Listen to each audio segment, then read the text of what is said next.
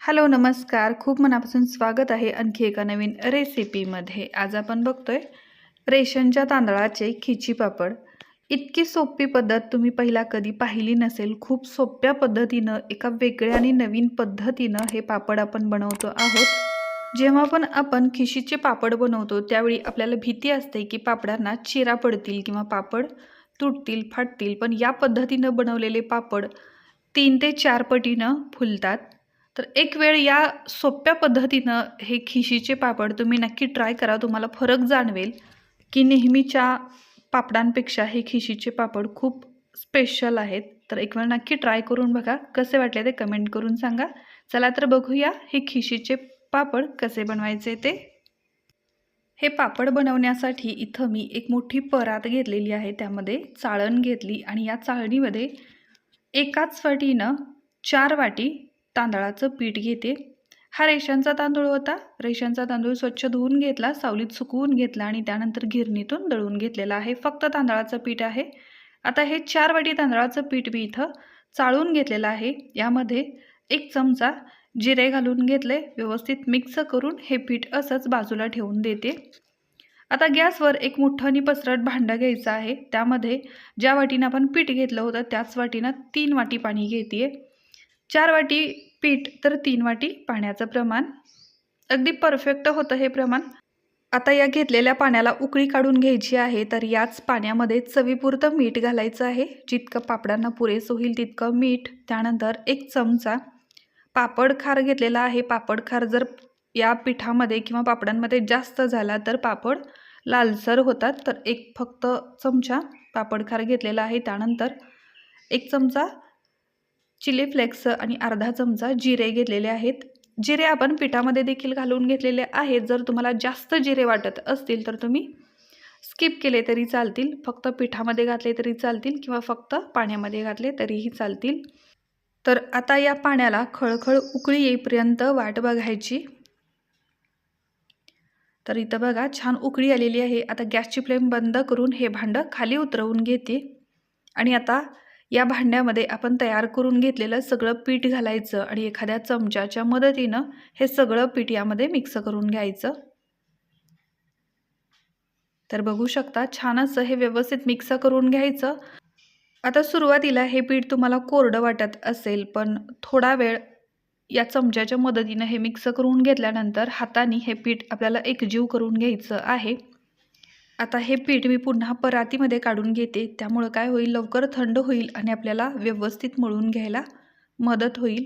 तर आता बघा थोडंसं कोमट आहे, बऱ्यापैकी थंड झालेलं आहे. आता ही पिठाची परात मी बाजूला सोडून देते आणि आपण ज्या कढईमध्ये पीठ मिक्स केलेलं होतं त्याच कढईमध्ये पुन्हा 2 तांब्या पाणी घेतलेलं आहे आणि आता या पाण्याला आपल्याला उकळी येऊ द्यायची आहे. त्याच्यावरती झाकण लावते आणि उकळी येईपर्यंत सोडून देऊया. तोपर्यंत आपण हे पीठ मळून घ्यायचं आहे. तर बघू शकता या प्रकारे थोडं थोडं पीठ आपल्याला तयार करून घ्यायचं आहे. आता हे मिश्रण जर जास्त कोरडं वाटत असेल तर थोडा पाण्याचा वापर करायचा आहे आणि याचा आपल्याला एक मोठा गोळा बनवून घ्यायचा आहे. हे पीठ आपल्याला मळून घ्यायचं आहे. तर इथं बघू शकता अगदी थोडासा पाण्याचा वापर करायचा आहे, जास्त पाण्याचा वापर करायचा नाही. बऱ्याच वेळी काय होतं, तांदळाच्या क्वालिटीनुसार तांदळामध्ये पाण्याचं प्रमाण कमी जास्त होऊ शकतं. तर आपण इथं 3 वाटी पाण्याचं प्रमाण घेतलेलं 4 वाटी पिठासाठी. तुम्ही अगदी 3.5 किंवा 4 वाटी देखील घेऊ शकता. पण 3 वाटी घेतलेलं पाणी पुरेसं होतं आणि या प्रकारे दुसऱ्या पाण्याचा वापर करून आपल्याला हे पीठ मळून घेता येतं. तर हे बघा आता मी पीठ मळून घेतलेलं आहे आणि त्यामधले छोटे छोटे या प्रकारे गोळे बाजूला काढून असे लांबट आकाराचे गोळे बनवून घेते आणि हे बनवून घेतलेले गोळे एका दुसऱ्या प्लेटमध्ये काढून घेते. तर इथं बघा या पिठापासून मी 6 लांबट आकाराचे गोळे बनवून घेतलेले आहेत आणि आता आपण जे पाणी गॅसवरती उकळायला ठेवलेलं होतं त्या पाण्याला देखील चांगली उकळी आलेली आहे. तर या पाण्यामध्ये आपण तयार करून घेतलेले गोळे आपल्याला सोडून द्यायचे आहेत आणि पूर्ण 12 ते 15 मिनिटापर्यंत हे गोळे आपल्याला या पाण्यामध्ये शिजवून घ्यायचे आहेत. तर हे गोळे, हे पीठ शिजलं की नाही ते कसं ओळखावं, तर हे गोळे शिजल्यानंतर पाण्यावरती तरंगतात. तर त्यावरून आपण ओळखायचं की हे गोळे शिजले आहेत म्हणून. आता 15 मिनिटानंतर हे गोळे छान शिजलेले आहेत. आपण दुसऱ्या एका प्लेटमध्ये काढून घेऊया, म्हणजे आपल्याला हे पीठ मळून घ्यायला सोपं जाईल आणि हे गोळे पटकन थंड होतील. आता हे बाजूला काढून घेतलेले गोळे चमच्याने या प्रकारे थोडेसे तोडून घेऊया, त्याचे थोडे तुकडे करून घेऊया, म्हणजे लवकर थंड होतील.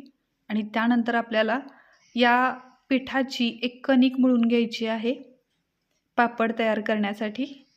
तर त्यासाठी हे पीठ थोडंसं थंड होणं गरजेचं आहे. या प्रकारे हे गोळे तोडून घेतल्यानंतर एक 10 मिनिटं असेच सोडून देऊया, चांगलं थंड होईल. त्यानंतर आपल्याला हे मळून घ्यायला सोपं जाईल.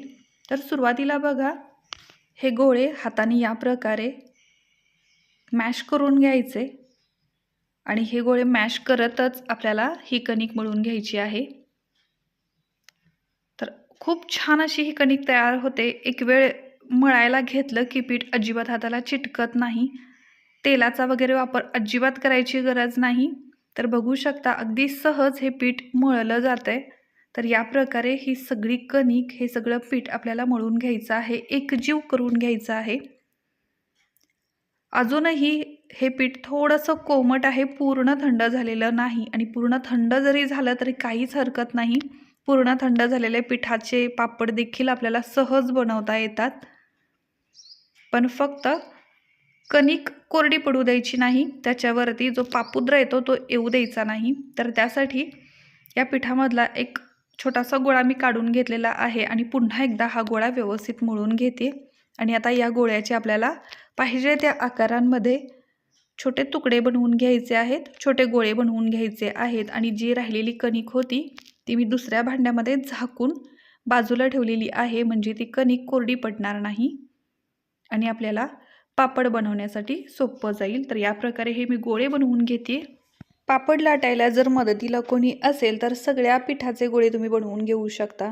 जर तुम्ही एकट्याच असाल पापड बनवायला तर या प्रकारे थोडं थोडं कणिक घ्यायची, त्याचे गोळे बनवायचे, तितकेच पापड लाटून घ्यायचे आणि मग शिल्लक पिठाचे पापड बनवायचे.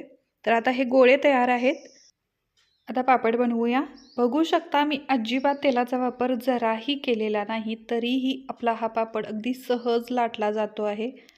पोळपाटाला देखील चिटकत नाही, हाताला नाही चिटकत आणि लाटण्याला देखील अजिबात चिटकत नाही. पाहिजे त्या आकारांमध्ये जितके पातळ पाहिजे असतील तितके पातळ पापड आपण बनवू शकतो. खूप सोपी पद्धत आहे. एक वेळ पीठ तयार करून घ्यायचं आणि दिवसभर आपण सावलीत बसून जितके पाहिजे तितके पापड लाटून घ्यायचे.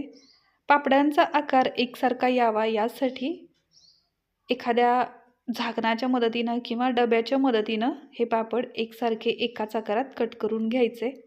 बघू शकता खूप पातळ हलके असे पापड तयार होतात. खूप सोपे आहेत बनवायला, कुणीही अगदी सहज बनवेल. आणि या पद्धतीनं बनवलेला एकही पापड चिरणार नाही, फाटणार नाही, तुटणार नाही आणि एकमेकांना चिकटणार देखील नाही. तुम्ही एकमेकावर हे पापड ठेवू शकता तरीही पापड चिकटणार नाही आणि एकाच वेळी उन्हात वाळवू शकता किंवा सावलीत देखील हे पापड तुम्ही वाळवू शकता. दिवसभरामध्ये अगदी कडकडीत असे हे पापड वाळतात. तर एक दिवस सावलीमध्ये आणि दुसऱ्या दिवशी कडकडीत उन्हामध्ये वाळवून घेतलेले पापड तुम्हाला दाखवते. तर हे बघा, हे आहेत मसाला पापड जे मी तुम्हाला दाखवले आणि हे जे दुसरे आहेत ते आहेत पिठामध्ये फक्त जिरे घातलेले पापड. याच पद्धतीने बनवलेले आहेत. दोन्हीपैकी कोणतेही पापड बनवू शकता, खूप टेस्टी मस्त तयार होतात. तर आता तळून देखील दाखवते. तेल कडकडीत गरम करून घ्यायचं आणि तेलामध्ये या प्रकारे पापड मस्त हलका होईपर्यंत तळून घ्यायचा. बघू शकता 3 ते 4 पटीनं हे पापड फुलत आहेत. खूप हलके, खुसखुशीत आणि टेस्टी असे हे पापड तयार होतात. नक्की ट्राय करून बघा. याच पद्धतीनं मी नाचणीचे पापड देखील बनवलेले आहेत. तुम्ही ते पापड देखील ट्राय करू शकता. तर आजची रेसिपी कशी वाटली ती मला कमेंट करून नक्की सांगा. चॅनलला सबस्क्राईब केलेलं नसेल तर सबस्क्राईब करा. त्यासमोर येणारं बेल आयकॉन प्रेस करून कमेंट करायला विसरू नका. थँक्यू.